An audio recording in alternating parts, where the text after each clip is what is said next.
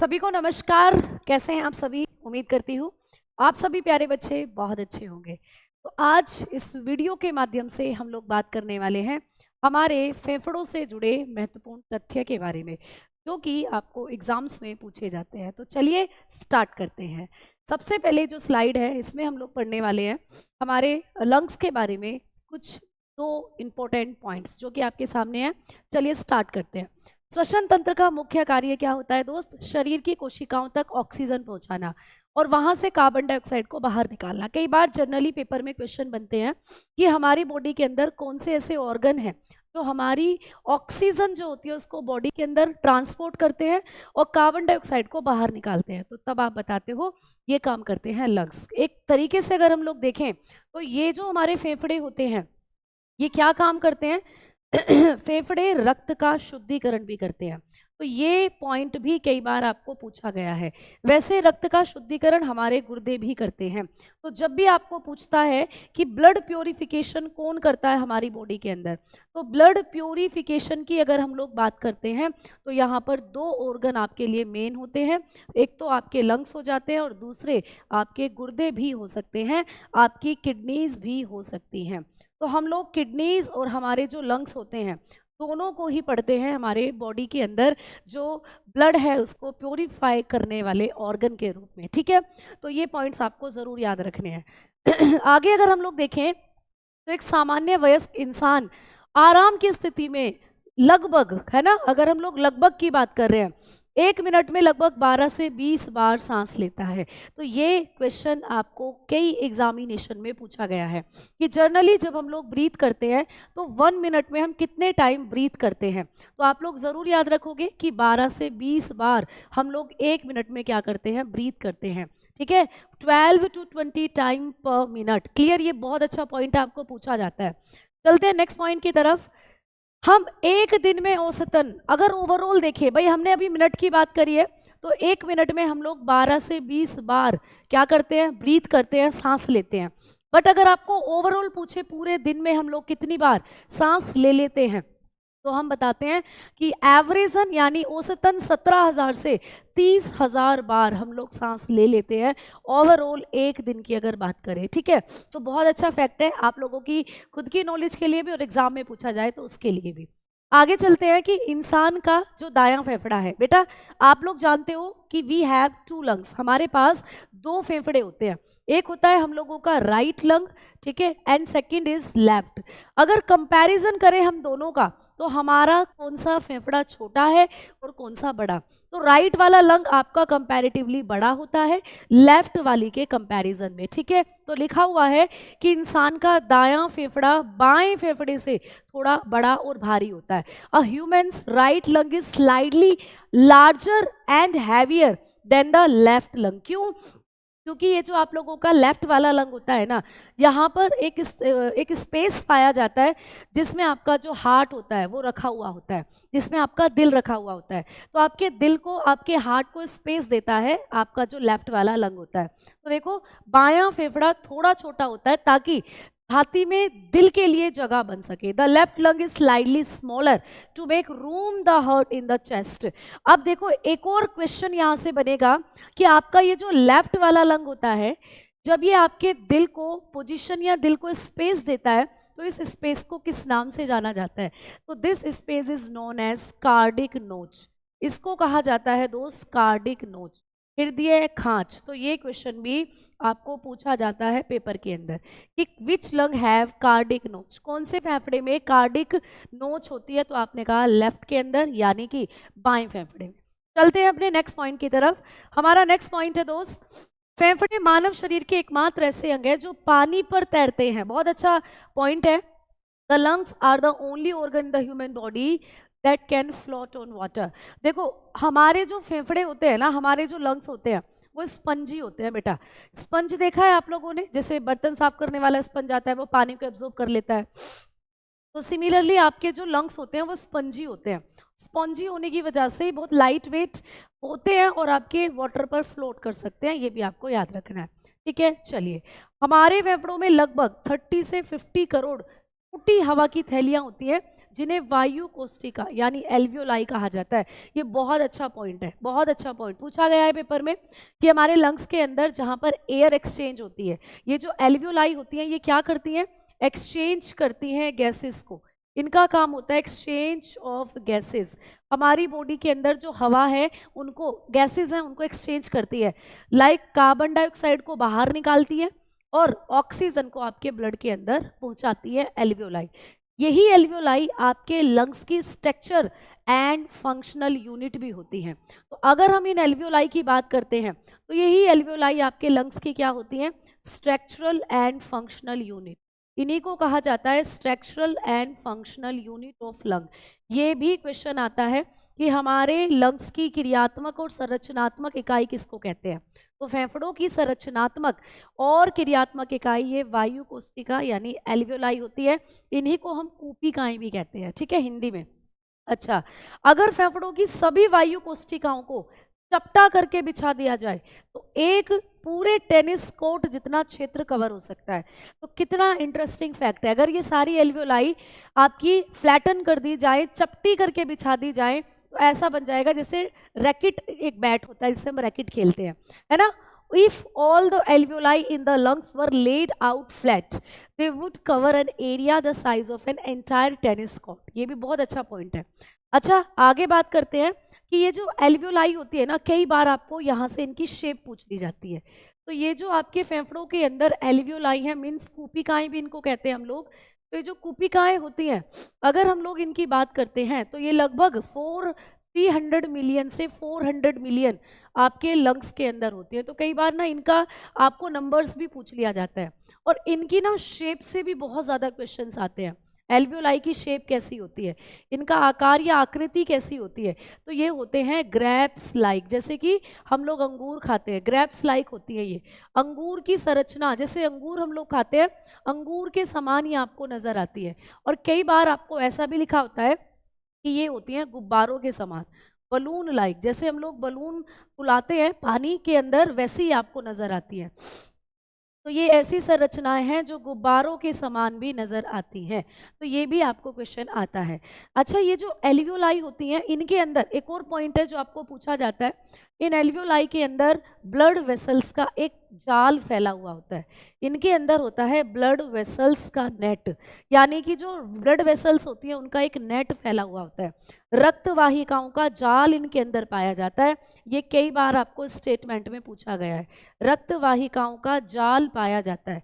इसी जाल से जो एयर मतलब जो गैसेस होती हैं वो आपकी बॉडी के अंदर पहुंचाई जाती हैं और बॉडी से कार्बन डाइऑक्साइड वापस लेकर बाहर निकाली जाती है।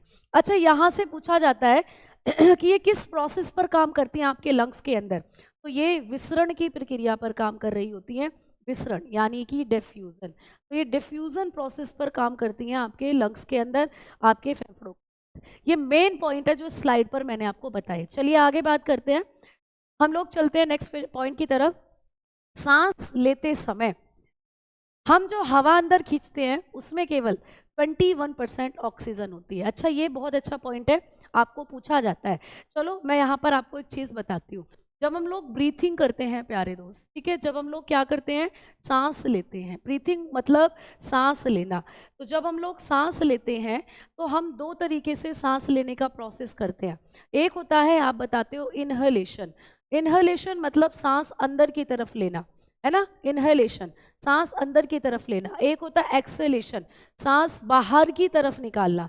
तो ऑलमोस्ट आपको पूछ लिया जाता है कि जब हम इनहेलेशन कर रहे हैं, लाइक दिस, सांस अंदर ले रहे हैं, तो कौन कौन सी गैसेस ले जाते हैं हम? ऑक्सीजन ले जाते हैं 21% में, हम लोग कार्बन डाइऑक्साइड ले जाते हैं ऑलमोस्ट अगर बोले तो 0.03% में, हम नाइट्रोजन ले जाते हैं अबाउट 78 to 79% में अंदर ले जाते हैं, इनहेल करते हैं, ठीक है। लेकिन जब हम इन गैसेस को बाहर निकाल रहे होते हैं, हम एक्सहेल कर रहे होते हैं, तो ड्यूरिंग एक्सहेलेशन ऑक्सीजन भी बाहर आती है, बट अबाउट 60 to 70% इतनी ऑक्सीजन बाहर आ जाती है।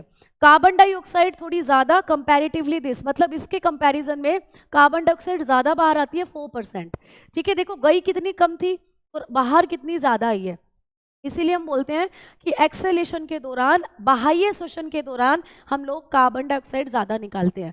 और नाइट्रोजन का कुछ नहीं होता, नाइट्रोजन जितनी अंदर गई थी उतनी ही ये बाहर भी आ जाती है। ठीक है, तो ये गैसेस का अमाउंट है जो आपको पूछा जाता है आपके एक्सेलेशन और इनहेलेशन के दौरान। तो यहाँ पर हमने देखा कि जब हम लोग क्या करते हैं, सांस लेते हैं तो हम हवा अंदर खींचते हैं जिसमें केवल 21% ऑक्सीजन होती है। हमारे द्वारा छोड़ी जाने वाली सांस में लगभग 4 से 5% कार्बन डाइऑक्साइड और 16% बची ऑक्सीजन रहती है। ये पॉइंट जो मैंने अभी भी आपको बताया।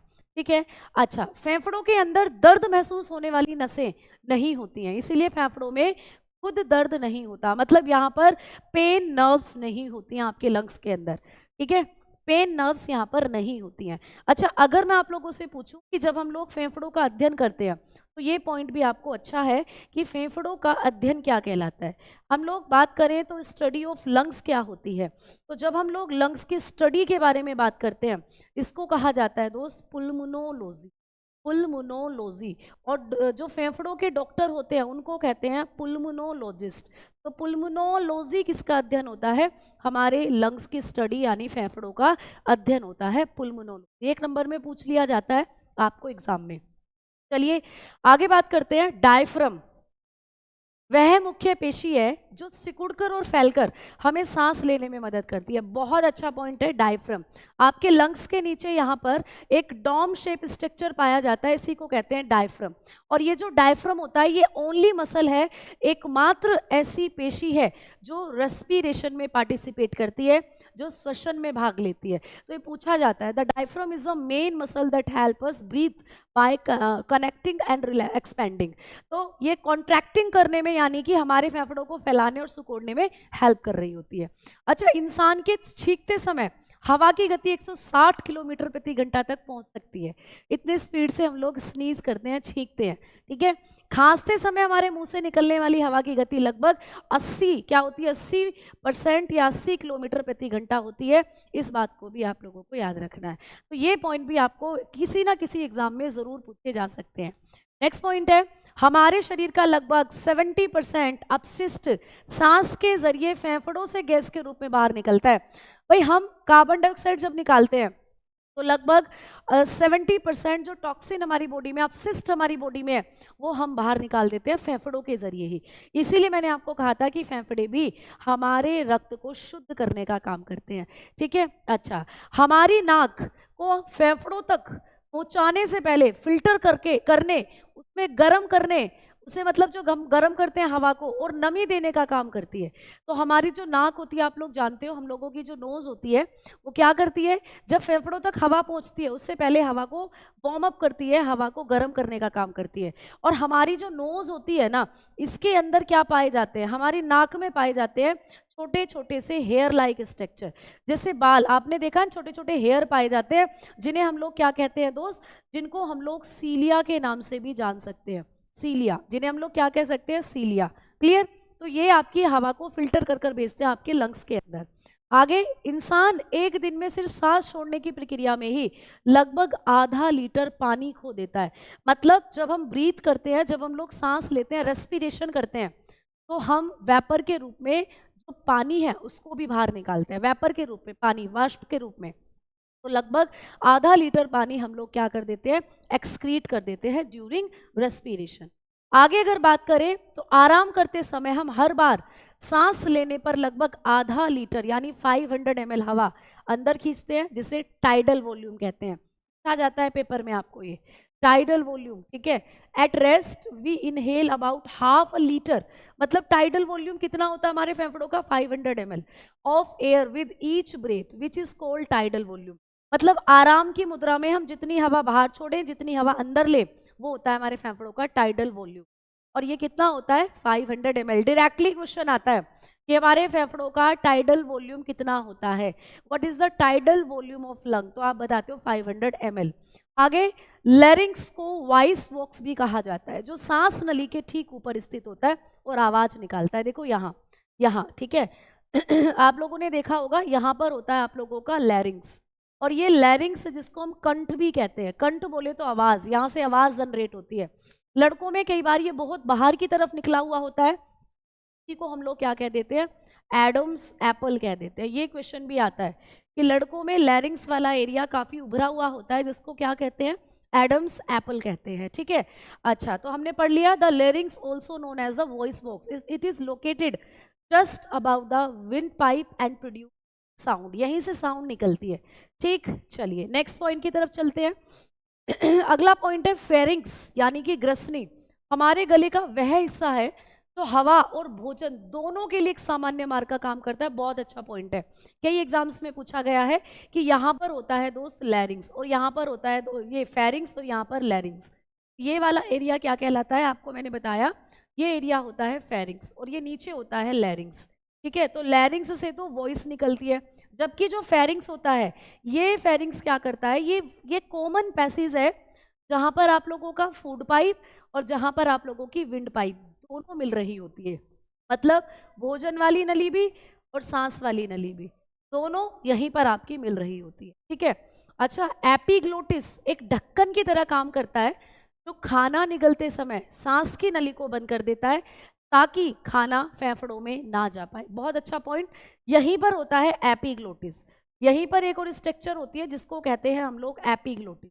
ये क्या करता है, ये एपिग्लोटिस जो होता है ये एक ढक्कन की तरह काम कर रहा होता है बेटा, और जब ये ढक्कन की तरह काम करता है तो ये एपिग्लोटिस आपके विंड पाइप को ढक लेता है जिससे खाना विंड पाइप में जाकर फंस ना जाए। तो ये भी बहुत अच्छा फैक्ट है आपके लिए। The epiglottis act like a lid closing the windpipe when swallowing to prevent food from entering the lungs. ठीक है, चलो आगे बात करते हैं हम लोग कि श्वास नली जिसको ट्रैकिया कहते हैं या इसी को विंड पाइप भी कह देते हैं, वो विंड पाइप भी कहा जाता है। ठीक है, जो उपास्थि के सी आकार के छल्लों से बनी होती है ताकि यह चिपक ना जाए। तो जब हम हमारी विंड पाइप की बात करते हैं, ये आपकी विंड पाइप है, इसमें ऐसे आपको सी के आकार के कॉर्टिलेज के छल्ले होते हैं।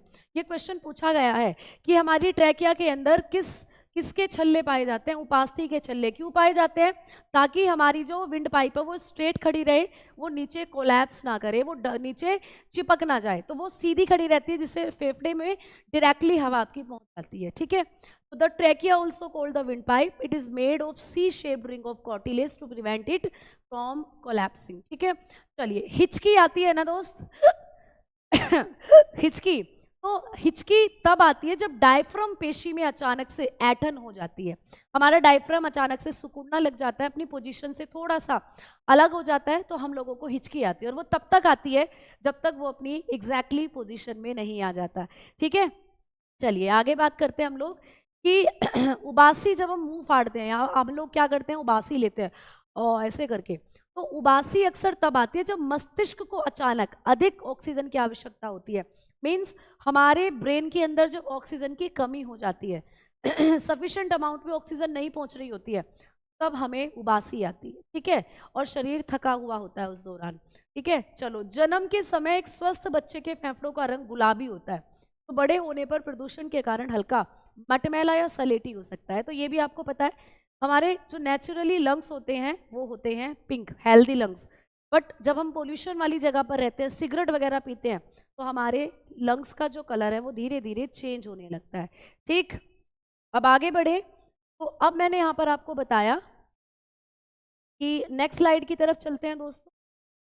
नवजात शिशु, यानी कि जब हम लोग बात करते हैं किसी नवजात शिशु के वयस्कों की तुलना में, है ना, तो नवजात शिशु वयस्कों की तुलना में बहुत तेजी से सांस लेते हैं। हमारी ब्रीथिंग रेट थोड़ी कम होती है, लेकिन न्यूबॉर्न की ब्रीथिंग रेट थोड़ी ज़्यादा होती है। लगभग कितनी होती है, 1 मिनट में 30 से 60 बार वो ब्रीथ करते हैं। तो ये भी क्वेश्चन आ सकता है कि एक नवजात में श्वसन दर कितनी होती है, what is the breathing rate in a newborn. Clear. अच्छा, पहाड़ों और अधिक ऊंचाई वाले स्थानों पर ऑक्सीजन का दबाव कम होता है, इसीलिए वहां जल्दी सांस फूलने लगती है। ये भी स्टेटमेंट में आपको क्वेश्चन दिए जा सकते हैं, क्योंकि इस तरीके के स्टेटमेंट पेपर में आते हैं।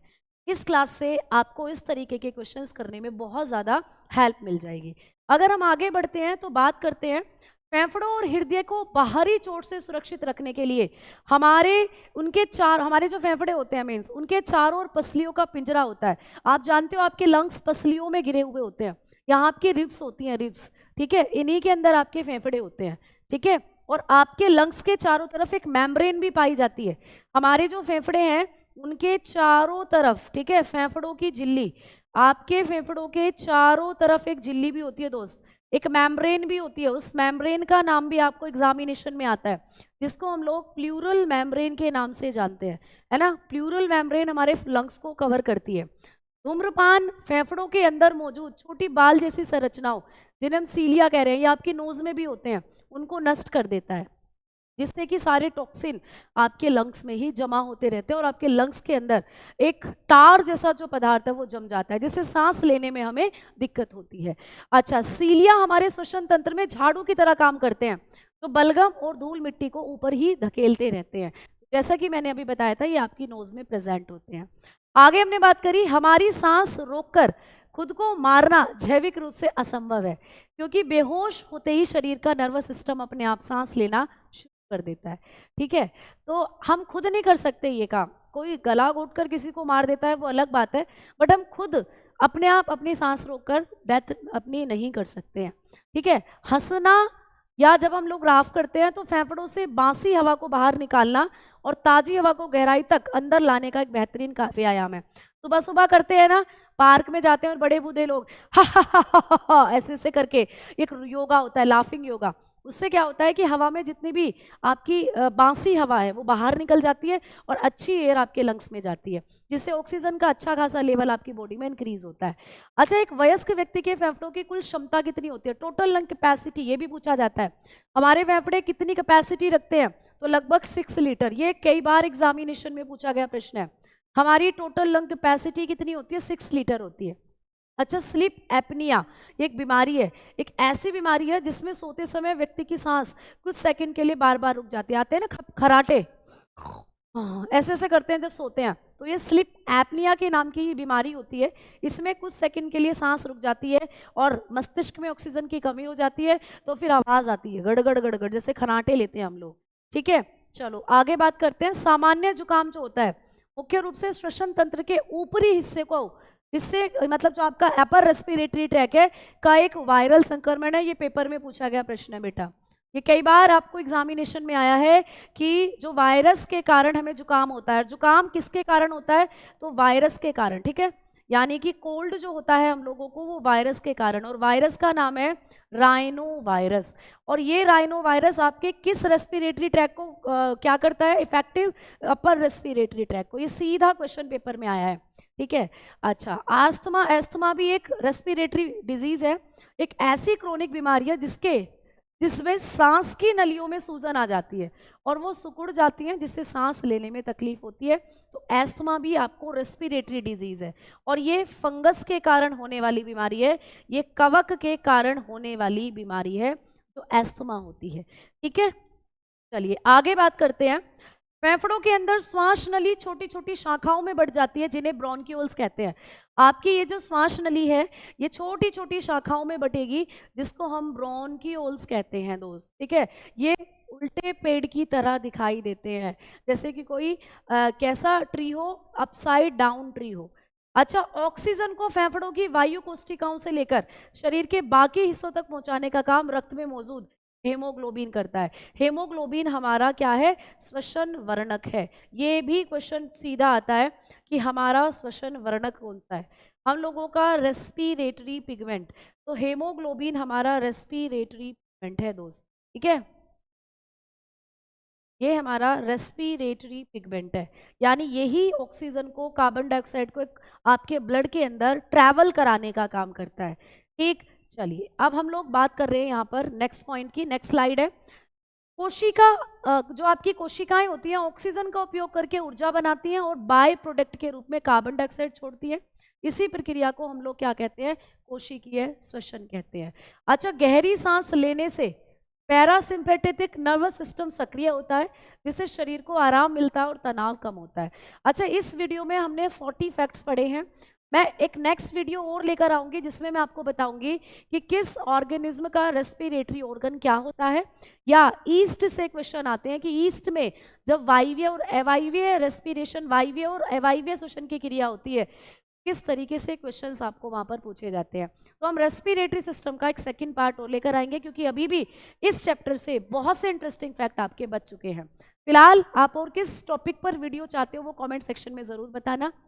वीडियो कितनी आपके लिए हेल्पफुल रही वो भी आपको बताना है, और वीडियो कैसी लगी ये भी ज़रूर कमेंट सेक्शन में बताइएगा।